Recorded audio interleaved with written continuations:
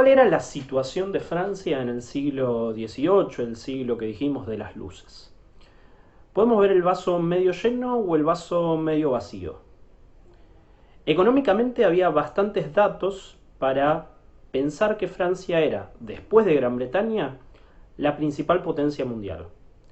Su comercio, de hecho, se había cuadriplicado en el siglo XVIII. ¿Sí? Solo estaba por detrás de Gran Bretaña.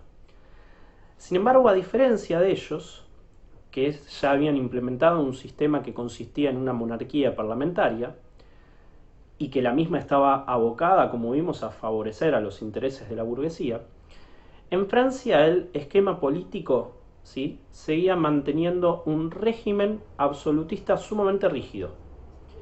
Y esto a nivel económico va a tener consecuencias. ¿Por qué? Porque la teoría predominante es, en estos años, el mercantilismo. ¿Qué planteaba el mercantilismo? Muy sencillo, que la riqueza del mundo era finita, ¿sí?, era limitada, y que no se podía producir nuevas riquezas. Con lo cual, la riqueza consistía básicamente en la acumulación de metales preciosos, oro y plata, ¿sí? Entonces, si yo tenía mayor cantidad de oro y plata, iba a ser un país más rico. Y dado que no se podía producir riqueza, la única alternativa factible era conquistar. Conquistar nuevas tierras y, al yo conquistar estas nuevas tierras, incorporaba todas sus riquezas. Esta lógica va a hacer que Francia se desgaste a lo largo del siglo XVIII en varias guerras, y la mayoría de ellas las va a terminar perdiendo con Inglaterra. Y de la mano de la guerra, el comercio se va a ver sumamente limitado. ¿Por qué? Y bueno, es muy difícil comerciar en tiempos de guerra, ¿sí? Se aumentan los impuestos, se ahoga la clase productiva, se aumenta el nivel de endeudamiento, ¿sí? Agregale Netflix y no es tan diferente a lo que haces vos en cuarentena. No, por suerte por lo menos nosotros no tenemos guerra. Es una guerra contra un enemigo invisible que vos tenés que poner las estrategias para ganarle porque no te avisa. Francia durante todo el siglo XVIII va a estar constantemente envuelta en guerras. ¿Sí? Fíjense, les voy a hacer una lista rápida, no hace falta que se la acuerden, pero sí les va a dar una idea de a qué me refiero. ¿Sí? Arranca el siglo peleando la llamada Guerra de Sucesión Española, ¿sí?, que es básicamente una guerra por ver quién hereda la corona de España después de que muere Carlos II, el rey hechizado, etcétera, etcétera. Y esta guerra va a ir desde 1701 hasta 1713.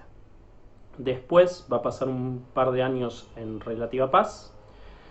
En 1733 va a estallar la Guerra de Sucesión Polaca, ¿sí?, y Francia va a participar del 33 al 38. En 1740 va a participar de la Guerra de Sucesión Austríaca, de 1740 a 1748. Sé que había un temita con el tema de las sucesiones en el siglo XVIII, ¿sí? Casi como hasta la actualidad, que se muere alguien y se pelean todos los tíos a ver quién recibe la herencia. Después, entre 1756 y 1763, se va a pelear la llamada Guerra de los Siete Años, que ya la mencionamos la clase pasada, entre Francia, España e Inglaterra. Se va a pelear después, en 1776, otra guerra que también ya mencionamos, la Guerra de Independencia Norteamericana, de la cual Francia va a intervenir, ¿sí?